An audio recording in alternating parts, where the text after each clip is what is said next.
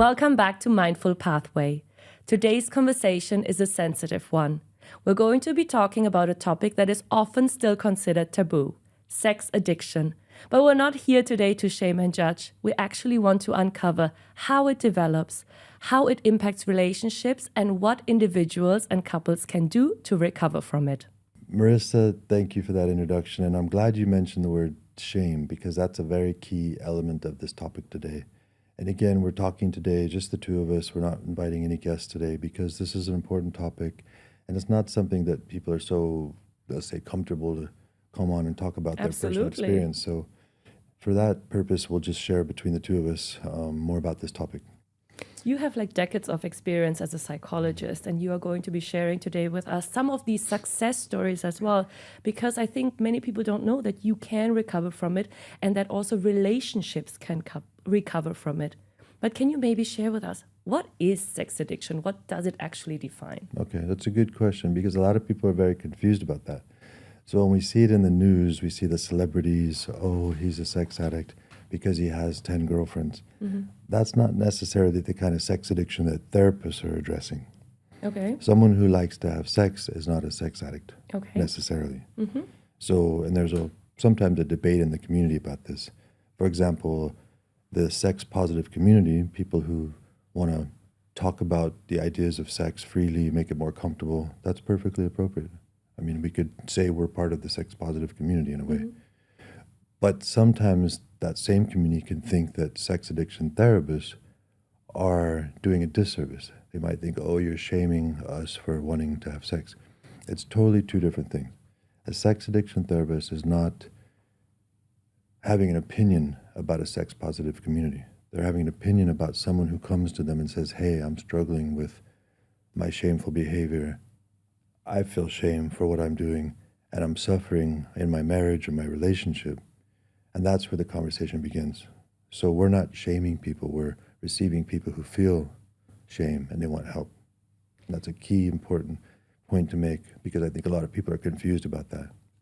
You mentioned a couple of times the word shame, and that's going to be a big factor in this conversation as well. But how does this actually start then for someone to also when do you develop that sense of shame for your desire to have sex that turns then into addiction?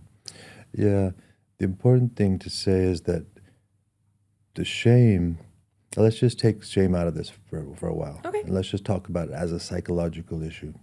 Okay. So usually someone with, let's say, compulsive behavior, they're finding themselves doing things compulsively, seeking out sexual experiences and escapism through sex acts, okay? That's gotten them into some kind of troubles. It's affected their relationship, affected their life, their work performance, their ability to focus on their kids, their ability to connect with people.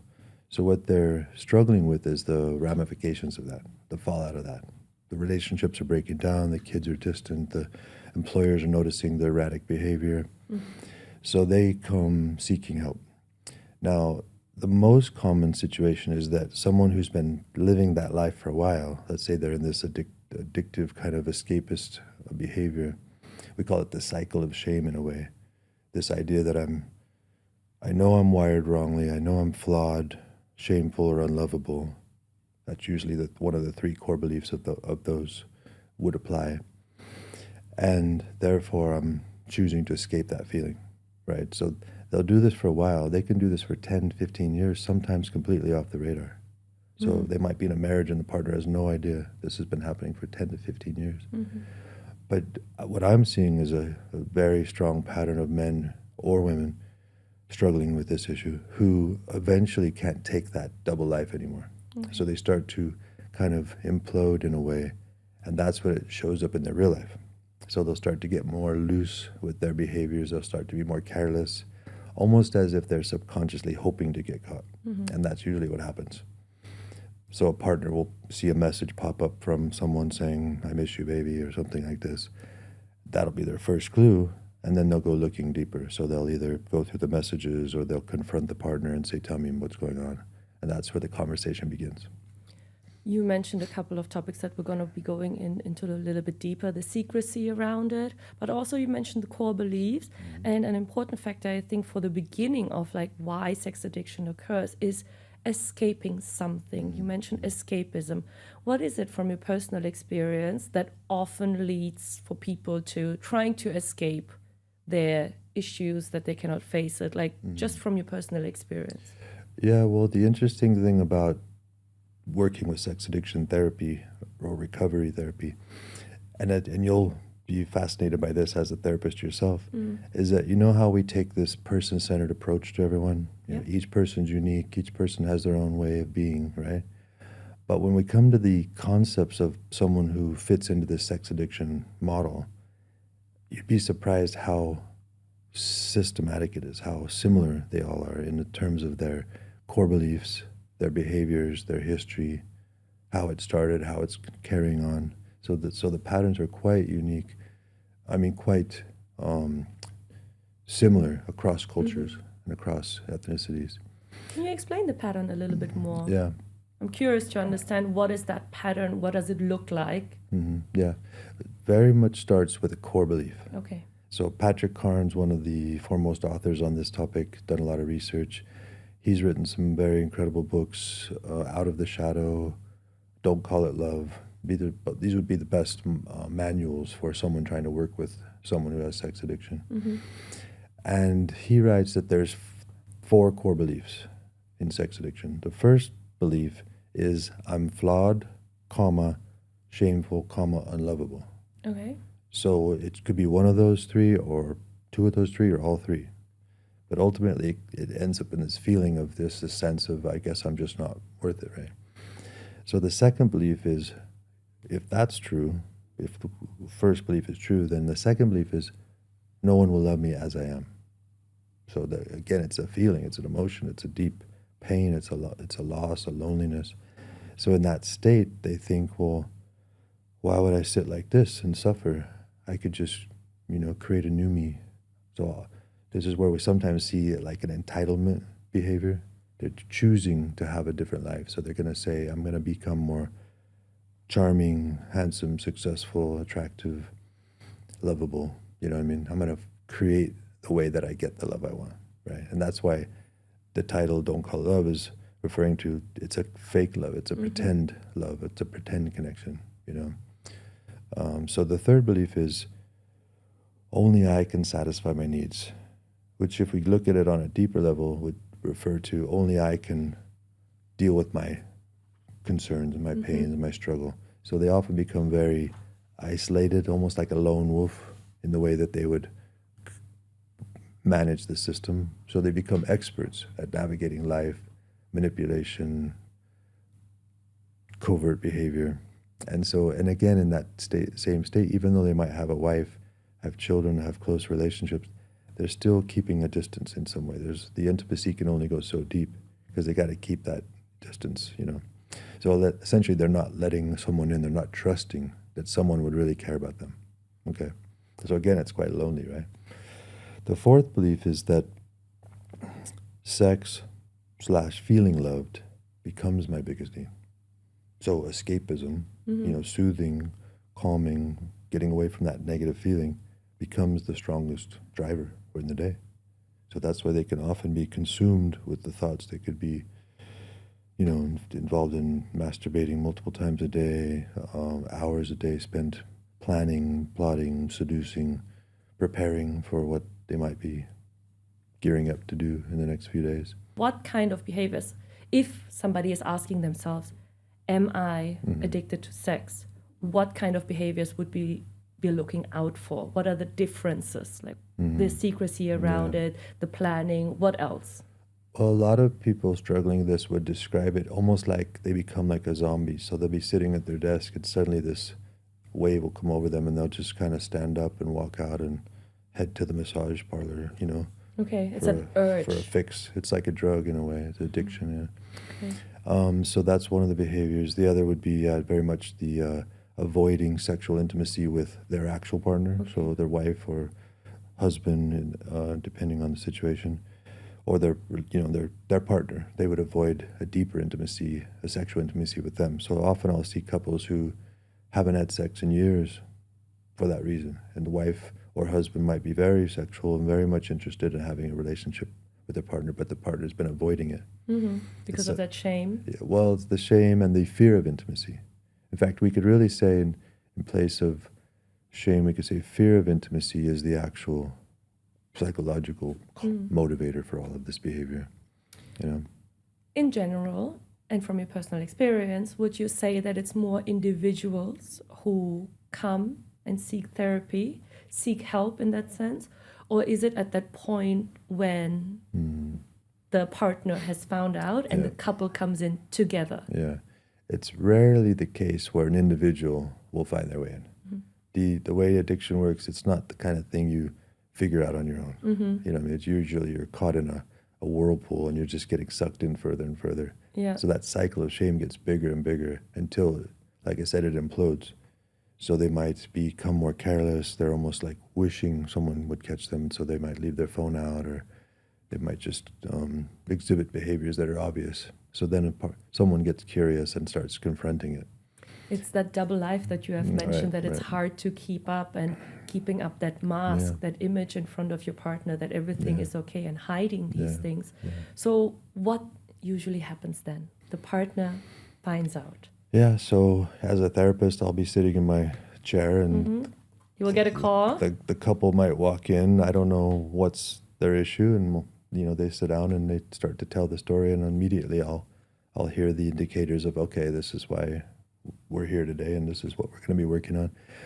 But the interesting thing is, in that moment, I almost feel kind of excited because I know that there's so much potential that they don't even know about. At this point, they're so devastated, they're lost, they have no idea what's about to happen. And in my mind, I already know that there's a way. There's a way forward if we navigate it, and depending on what they want. So we'll start the conversation. Usually, let's say in a typical example, a wife has found out something. She's seen a phone message pop up. She confronted him, or she got access to the phone and actually saw the history and how far back it goes and how many people there were. And that's usually the opening sentence. Whether she tells it or he tells it, someone lays out the reality of what happened, why they're here. Secret has been found out. Right. And then we start to allow time and space for that emotion that comes with that as well, because it's the first time they might be telling someone else. So maybe they've been dealing with it entirely by themselves so far. They've had a few hours of talks, or maybe a few days. It's rarely they would be talking about this for much longer than a few days before they're seeking help, right? So then I'll start to ask questions that would help me get clearer on what's the actual issue, because just someone coming in saying there's been some infidelity doesn't mean it's sex addiction. It's just the beginning of the conversation. I'll ask more questions about the patterns and the history and how long and what's the extent of this. And then we start to get clarity. So at some point where I think it's possible that it could be in the sex addiction realm, I'll start asking questions more specific to let's say the offender, on let's discuss some of your ideas about yourself. So I'm starting to delve into the core beliefs. I want to understand how they see themselves. And if they can identify with any of those three, I'm flawed, shameful, unlovable, then we know there's already a high potential that it's going to be in that realm, because that's their motivation. If you're flawed, shameful, or unlovable, then your motivation will be for withdrawal from intimacy, a little bit of self-sabotage, or a lot of self-sabotage, depending on the person, and a lot of escapist behavior, Quickly back to the core beliefs. Is that something that forms in childhood, or when do they form? Good question. It almost always forms in childhood. So these are the early years, like could be anywhere from 4, 5, 6, 7, 8, something happened in there. Maybe they were born with skin rash that was embarrassing for them. Maybe they thought their nose was too big or too small, or they thought they were too short or too tall. Something's physically wrong with them, and they're seeing the reaction of the people around them to them, so they're being made fun of or something like that. That's in the flawed category. If it's a shameful category, it could be something like maybe they got caught touching themselves. and someone was shocked and don't do that. And then they realized they did something bad. And if I wanted to do that and I'm not supposed to, does that mean I'm bad? They start to go into this loop in their mind, or they got, caught peeking in the shower and, by someone, and they got shamed and, maybe sometimes even told, that's shameful, that's terrible, how could you do that, you're so bad, they might be told these things. So they just lock it in. I guess that's me, I'm bad. So you think a parent would think when they say that to a child, it's supposed to stop them from that. But it almost has the opposite. It almost stirs up the idea that, oh, maybe I'm shameful.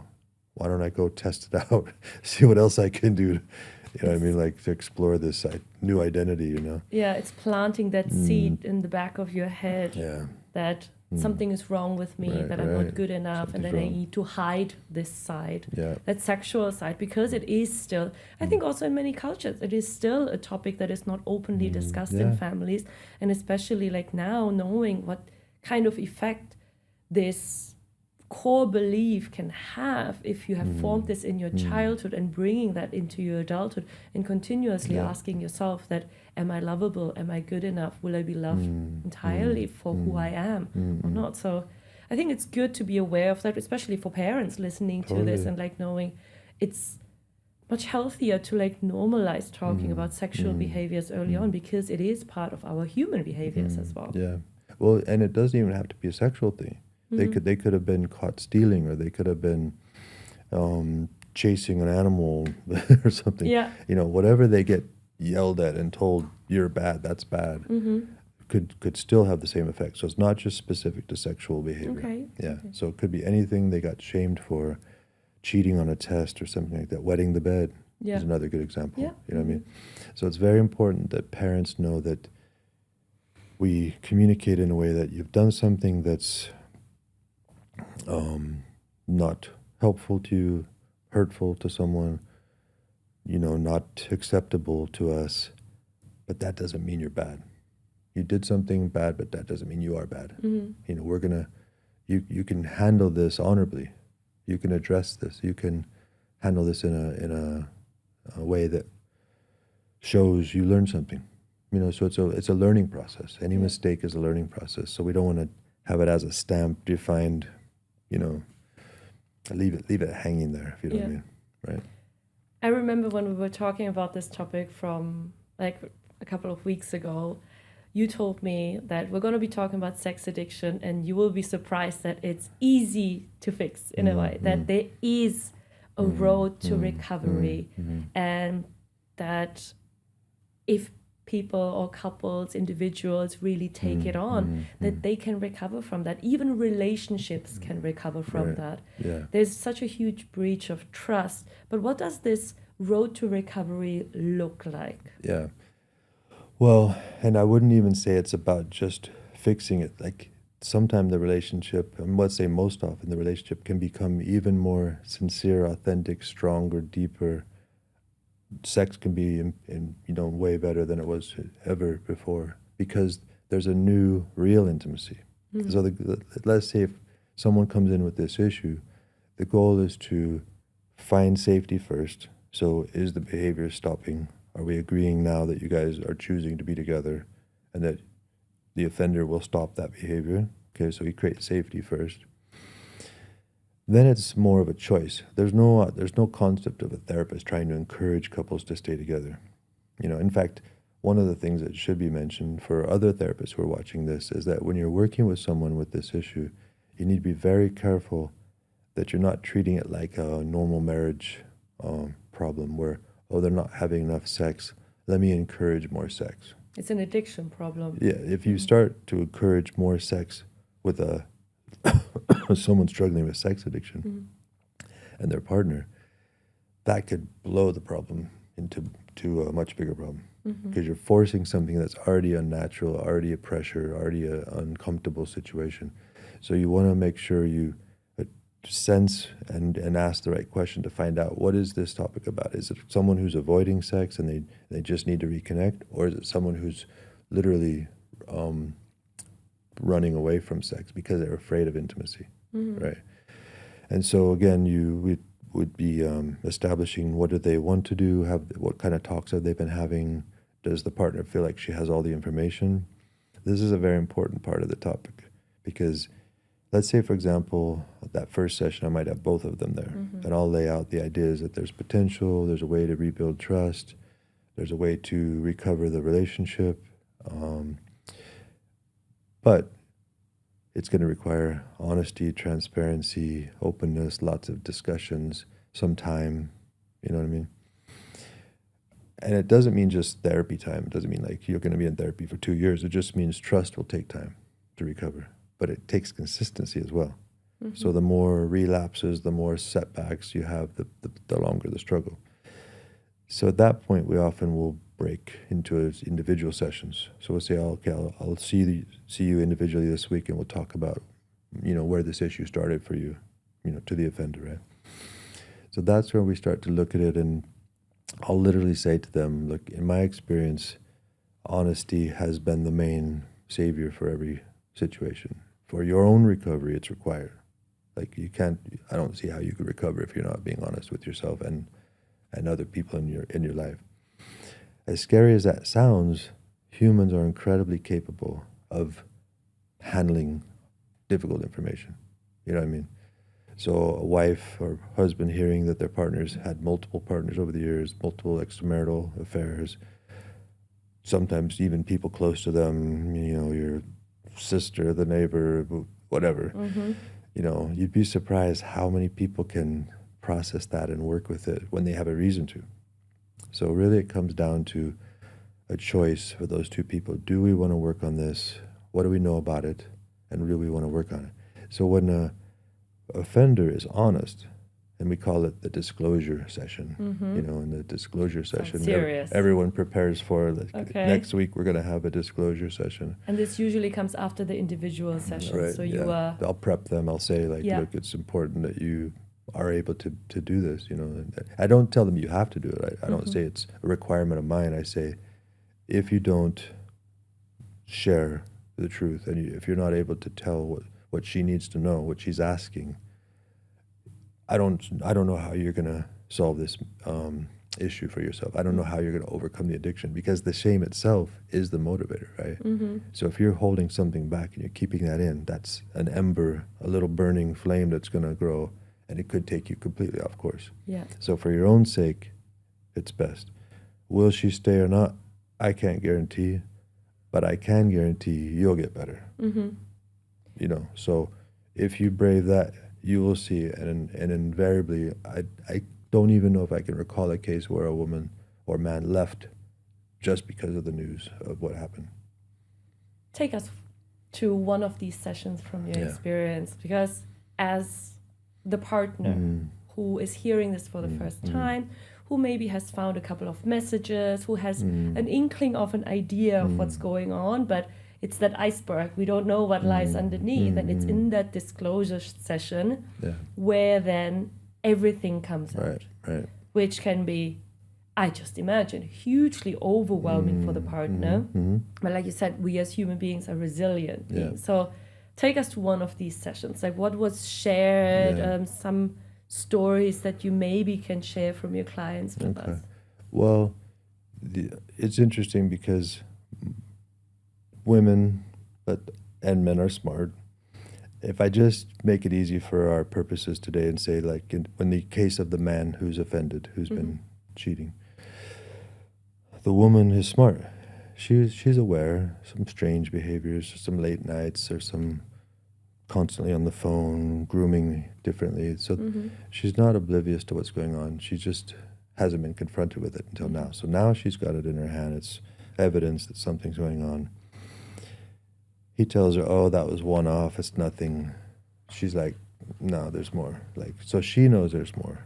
She's just waiting for someone to tell her, right? So I'll often say to the couple, if he's really stuck and he can't tell, he's too afraid of the ramifications, I'll say to her, well, look, you might have to make it safer for him. You might have to clarify for him that, look, absent you, like, being involved in human trafficking and children, I'll probably deal with this. I'll probably process it with you. You might have to clarify how safe it is for him to actually get that ability to share. And then often you'd be surprised how quickly a man wants to share in a way. They just needed that. They just need it off their chest. That door, you know. And so when they do, and they say there is more, and they start to tell what it is, even when it's the hardest thing for a woman to hear, like it's someone she knew or someone close to her, or there's more numbers than she thought, surprisingly, while there's pain and often an initial reaction, including there could be a hand fly in the session. Did that happen? Yes, I've seen that. Yep. From the nicest people on the planet, nicest lady who wouldn't hurt a fly could take a shot. Yeah. Or there's the crying. You know, they might even get into Crying. onto the floor in a fetal position they're suffering so bad, right? So we're riding that wave with them. You know, we're going through that and just giving time and space for that pain to come. But eventually we get back to the conversation, and there's almost sometimes verbally expressed, but I can visually see there's like a release. There's a, you know, like finally it's out. Finally we know. Now we know what we're dealing with. You know what I mean? I've heard like from some relationship, like friend relationship therapists as well. They say it's not usually the affair or the cheating itself. It's the gaslighting around it that traumatically affects the partner, because they are always kept in the dark, and they know that something's going on. Right. And the constant saying, no, don't worry about it, you're just imagining things, that's what drives them literally crazy. Not to mention the starving them of a sexual relationship as well. That as well. You know, we sometimes call it sexual anorexia when a person is afraid of that intimacy. They're starving themselves and their partner, right? So the partner is really suffering. They don't know. They think it's them. They're trying to try other things to attract their partner, and it's just not working. And it wouldn't work. When someone has a sex addiction issue, it has rarely, if ever, I don't think it ever would be the case where there's a problem with their partner. They just have a personal problem. In fact, I would add to this, it's very important, that the more wonderful and more loving and more supportive and more patient their partner is, it could actually make it worse for the offender. Because if they already have shame and they have this wonderful, amazing partner who's being so patient and has no idea what's going on, they feel even worse shame. So it's like that partner becomes a mirror to their shame. So it could be really like a burden. So again, that's why we don't try to say, oh, let's encourage more love and more patience, and could you be more warm to your husband instead of cold? You know, that's not the right approach. That's not the way. No, it's very much about boundaries. Everything in relationships is about healthy boundaries, and a person should know what their threshold is. Yeah. So in fact, I would run groups for the partners, called Partners of Sex Addicts groups.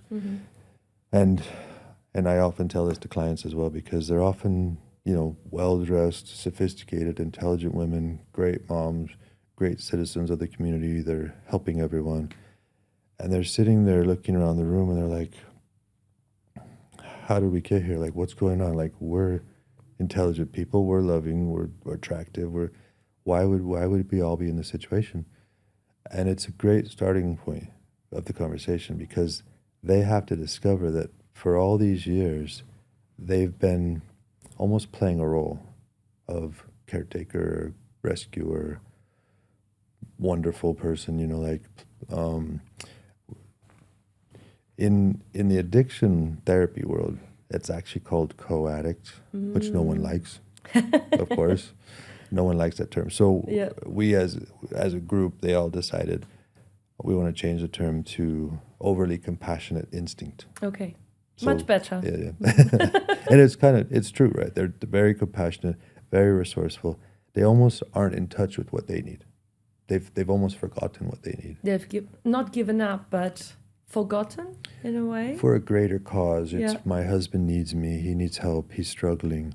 My kids need a safe environment. So let me just keep adapting, keep filling in the gaps, keep working with this issue, you know. Just working around the big elephant in the room. Like, you know, something's going on, but right. Not wanting to be blind to see it, but not knowing, being kept in the dark, and just keeping on surviving and That's why it's a relief when it comes out, because then they realize, I'm not crazy. yeah. It is what I was sensing.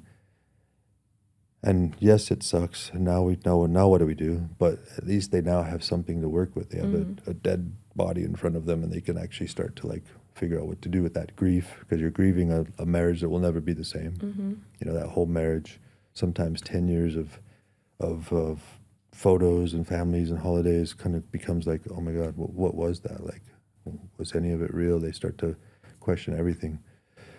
But I've found that usually a couple in this scenario, they actually did love each other naturally. They actually are the ideal partner. Like the man who might be offending, that was his ideal partner. So he did allow himself to marry her, even knowing he had this problem. But all the while, he just kept imploding because that other life, you know. To have that double life. Right. So to have it on the table, he now feels, I guess, unburdened in the sense that it's over. The gig is up. Yeah. And he's ready for whatever. If she wants to kick him in the or divorce him or whatever, then he's ready. Like usually, they're scared but ready. Like you said, it's that sense of relief that comes. Yeah. So then, now we are in the counseling room, everything is on the table. What then does authentic healing look like? Yeah. So that's when I start to share with them the approach, what we would be doing, how we would approach this, that there is help, that there's research that supports this for many years. Couples have been going through this, and there's books out there that they can read that could get help. There's support groups. There's lots of material out there that they can get support from. And then I just explain the process. Like let's work on the core belief. The core belief. This is where the good news comes in, right? I call it like if we're a surgeon and we actually found the spot where the cancer cell was and we can get rid of it, then there's a sense of hope, right? And that's the case with sex addiction. Sex addiction, in my experience, is heavily based on that core belief. So that core belief is so specific to a trauma, right? One day, peeping in the shower, and I got scolded. That's an incident, a trauma, a moment where the mind took a picture and stamped a belief on top. So we can go in and we can get rid of that trauma. You know Amazing. what I mean? So that's the root cause. And in a way, the sex and the compulsive behavior is a symptom of that root cause trauma that has been formed back, most likely in childhood, and formed that core belief. So if you then as a therapist can guide them to face that trauma and to work through the trauma and process it, does that mean that the sex addiction will go away? Yeah, that would be the natural next question, right? So I like to describe it like a train, like you have a train engine and the cars behind it, right? So the train engine has the fuel going into it. Let's say it's a coal engine or something like that. We're putting the coal in, the train's going to keep going, right? So if we tried to put on the brakes while we're still putting the coal in, there's no point. It's just going to burn the brakes. It's not going to be very effective, right? We need to stop that engine from going. We need to stop the fuel going in. So the fuel is the motivation. So in this case, let's call it shame or, sense of escape, right? If we get rid of that core belief that's motivating the behavior, then the engine is no longer driving. There's no longer a propelling forward. Yeah. It's now simply coasting, right? So there's no more coal, train's just coasting, and that's what I'll call the habit. So the coasting is the habit. Yeah. It's been there for so long there might still be some impulses. The body still wants to go. It is still craving that release, the drug in a way. So that's where if we stop the engine, then we put on the brakes. So the brakes are the support system, the therapy, the check-ins, the accountability, support groups if needed. So it's there's a way, there's a system. It works. It's been working for many years, and it does come back to the original couple though as well. Let's say, for example, what's going to make a person sustain that change? Yeah. it all depends on the motivation. If the couple says, let's work on it, let's do this together, they are actually motivated, they can find the way forward. You know, will there be relapses sometimes? Just wanted to ask, Often there's yeah. maybe 1 or 2 relapses. I don't really see too many more after that. But again, it varies from couple to couple. Some people listening to this would say that's not my experience, and my husband did this for years and Yeah. couldn't stop. Just depends on the kind of support they got, the process they took, how serious they were, you know. What's from your experience, the success rate for couples to actually make it through that incredibly difficult moment in their lives? How many of those couples make it through and how many stay together? I can also believe just how incredibly hard this must be for a partner and a partner just to say, nope, I'm not doing it. Yeah. So what do you see in your experience? Well, even not just in sex addiction therapy, any couples therapy, right? Success doesn't mean they stay together, right? Yeah. I mean, our goal is not to keep people together. Our goal is to help people learn about the things that are holding them back, be free of it, be authentic, and grow sustainably, right? So in my experience, most couples choose to stay together. They navigate well, especially when I said before, the partner is often very resourceful, very adaptive, very patient, you know, whether it's a male or female partner who's supporting this issue. And so success for them is that they free themselves of addictions, they find trust again, they have way better sex, they reconnect on a whole different level, they have a whole new life. So I've seen some incredibly successful cases where people completely free themselves of all addictions, the other addictions they were doing, smoking, alcohol. They might have stopped everything because they're actually motivated to have a very authentic, healthy life. They want to be there for their kids. They want to be healthy. They want to be healthy for their partner. So they can have an incredibly different outcome. But even for the ones who don't stay together, it's not because they couldn't make it. It's because they chose to in a natural, healthy way. They just chose in a very mature mindset that, hey, as much as we tried and thank you for the journey, it's just not for me. I'm going to go a different direction now. But usually at that point, they've gotten so much support. They know what to do independently of each other. And they would often stay friends because there's nothing to fear in that person. They know who they are. So in that way, I'd say every case I've worked on would have a success because it's, you know, they found a way forward, you know. Because you work at the actual core issue, Yeah. your core belief, and to like move through that. Yeah. So there's hope. Yeah. That's what I'm hearing from this conversation. And when somebody's listening to this right now, what are the first steps of support they can take when they I feel aligned that something is going on within me. I feel aligned with some of the core beliefs and I want to take my first steps towards recovery. What do these steps look like? Definitely about getting back to an understanding of what are my needs. So what are my needs? What are my boundaries? What's okay for me? What's not okay for me? So if we're talking about the partner, it would be how to never do that again. Get back into a place where I'm just watching disaster happen and not addressing it, not confronting it, where I'm not abandoning my own needs, you know, to save someone else. There should always be a balance, especially for moms, because they're often a primary caregiver. So if they're depleted of resources, how much can they be for the child? And they'll often, that comes up a lot in the support groups, they're very angry about that because they realize that all that energy they spent trying to rescue someone who's got an addiction was lost to the children, you know, so they'll be then resentful and regretting that, so they start to take it out on themselves. So again, going forward, they wouldn't want to be back in a position like that, always keeping a healthy boundary. For the one who's coming out of the addiction, know where you get the support from. So there's plenty of support groups, there's plenty of books, plenty of resources, even neurotechnology we use now to help people with compulsive issues. With our mindfulpathway.com or the neurofeedback training, you know, there's lots of different ways. Going back again to a partner, how do you confront your partner that something is going on? And how do you confront your partner to seek help? Because I think that's that it's usually the first step that is so hard, right? And now just saying like, I'm the person where I feel like I know something's going on with my partner. How do I bridge that initial conversation to say, we need help, or you need help, or you need to be honest with me? Yeah. A very good question. I think it's important for someone who suspects something to get something solid if they can. Because when you come in with a theory and an idea, a person who's hiding can shut it down quick. They can run and hide and lock it down.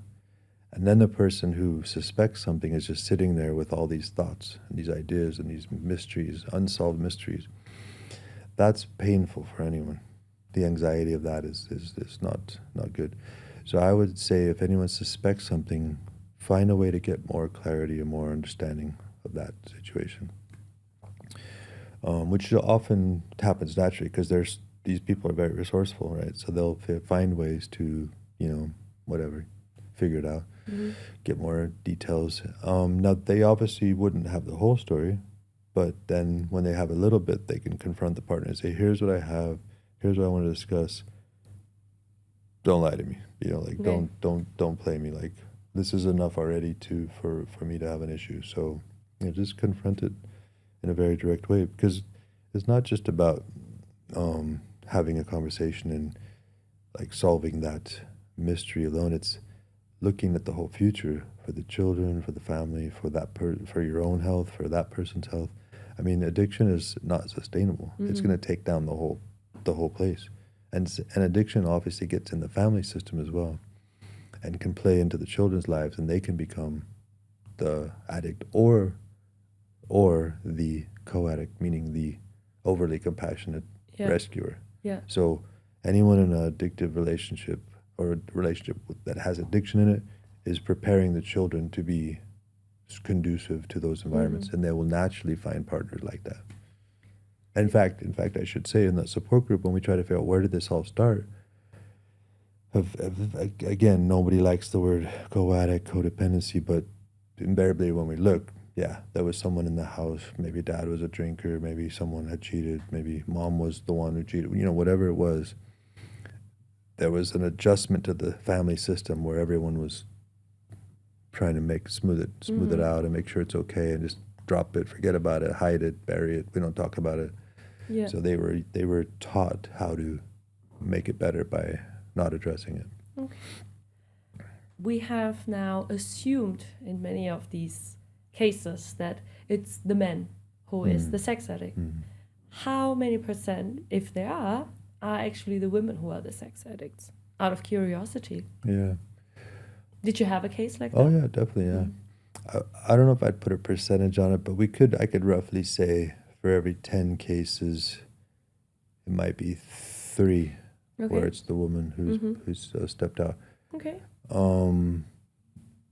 And maybe if we say specifically to sex addiction, like a serious sex addiction, the same way it might match the classic case, maybe about 25%,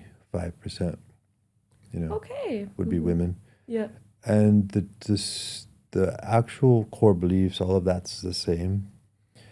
But the way it gets addressed might be different. It seems to be a little harder for a woman who is struggling with addiction to basically allow herself back into that partnership. Okay. Because often, just like the male who has the addiction, they have a wonderful partner, amazing partner who's patient, supportive, loving. So often it's the same. A woman with sex addiction could have a very amazing partner. He's every woman's dream. He's, rugged, strong, great with the kids, patient, loving, would be happily engaging in sex with her. But she just can't. She just has a strong aversion to him. Again, it's their own concept of what they allow themselves. So maybe the shame just is more intense, maybe because maybe their emotions go deeper with it. Some others, it's a bit more of a struggle to get that breakthrough where they can come back and embrace and be open to a new relationship with their husband. Yeah. Do you have any final tips or strategies that you could share with our listeners today? That when you are aware of something that happened in your life, in your childhood, for example, man or woman, let's say you were molested or you've around some kind of abuse or addiction, and you've seen how it could play into your own life because you've done something compulsively that you were surprised that you did, or you found yourself kind of gravitating into like slippery slope territories. There's something there. Like get some help, talk to someone about it, because the slippery slope is slippery, right? So when someone takes that step and they venture into that new territory, it's often a long time before they come back out of it, because there's something drawing them in that's still there. There's something motivating them to seek out that sabotage. So yeah, self-sabotage fuels itself. It gets bigger and bigger and bigger. So if you don't get the help, you don't step out of that, you don't hold on to something, you could definitely get lost in that. So taking from this, it is possible to step out of that slippery slope, to get help early. And the key to that is really being honest with oneself and having that awareness and that insight of saying something feels wrong, something feels like I'm sabotaging myself, I am doing things that I don't really want to do, but there's something that's pushing me to do it. And like you said, if there is like certain traumatic events that you are aware of, it is essential to confront them early on, to deal with them early on, and process all of these unresolved feelings and emotions and trauma as early as possible to prevent to get on the slippery slope in the first place. Is that what I'm hearing? Yeah, you could say that intimacy, a real intimacy, is facing the hard stuff together, looking at the difficult things and navigating it, whether with support or without, in a way that you are still intact at the other side of it. That's when a couple would really feel intimate. They've gone through, they looked at the negative stuff together. They know who their partner is. They could see the flaws and still work with that. That's intimacy. So when you're afraid of that and you're afraid to show your flaws and you're afraid to talk about them and you don't initiate conversation to go deeper and you don't follow through to completion on these topics, that's when it can just drift into another area, another dangerous territory. Well, I just can't end this topic without highlighting how the children would be impacted. So again, if you want to, if you inherit it yourself from your own parents and you carry it on, you will be passing it on to the children. So it gets passed on generation to generation to generation to generation. And we're not talking about just passing on. I mean, that child that got influenced could end up doing something like, becoming a child abuser themselves. They could become lost in that world. They could die from AIDS. They could be caught in a raid and scandal and public humiliated and lose their family. There's big ramifications from this. This isn't a small topic. That's why you rightfully call it a sensitive topic, because the stakes are so high. Yeah. So I know that sounds scary, but at the same time, it's part of the reality that addiction works to sabotage. And when you say that, it's not just sex addiction, it's like all types of addiction, that when you have dependents who see and who are exposed to this environment throughout their whole childhood, again, it forms also their core beliefs that they are unlovable because maybe the parents have certain addictions that prevented them from caring for their children, from being present. It also can fuel children's sense of that they are the parents and that they need to parent their own parents. Things like that. And like you said, as horrifying as it sounds, but these are the realities that where taking this slippery slope leads us. And for the dependents that we have, the children that we have, that if they see us, it forms their core beliefs, it forms their sense of the world, and it can affect their tendency to addiction. Yeah. So is addiction in itself just genetics? Is it environment? What is your take on this?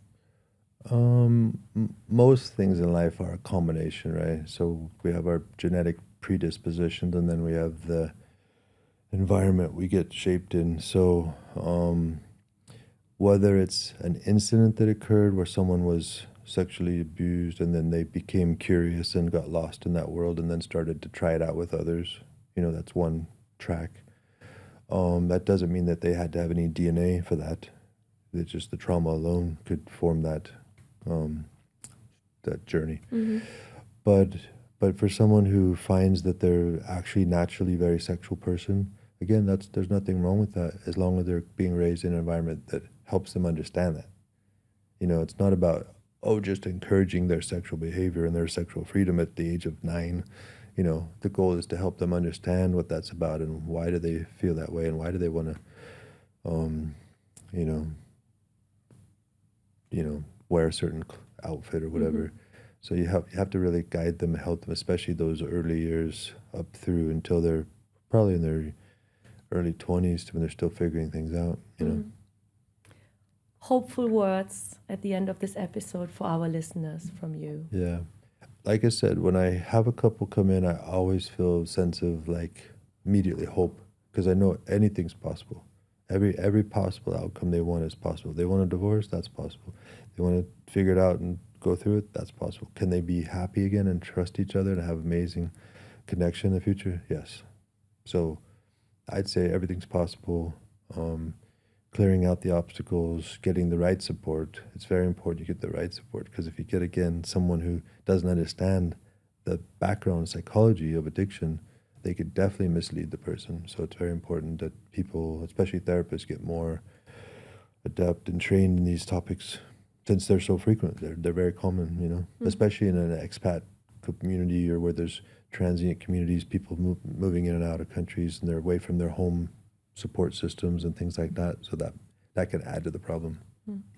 So recovery is possible, but it's all up to us as well to look and be courageous to look at the core beliefs that we have to overcome the addiction. And it is absolutely possible to have an authentic road to recovery. Yep. Courageous. That's a great word. That's a good word for it. Thank you so much, Glenn, for sharing all of your insights with us today. And to all of our listeners, thank you for tuning in. If you feel like this conversation and this very sensitive topic resonated with you or resonated with some of your friends, feel free to share our episode. This was Mindful Pathway, and we will see you next episode. Thank you.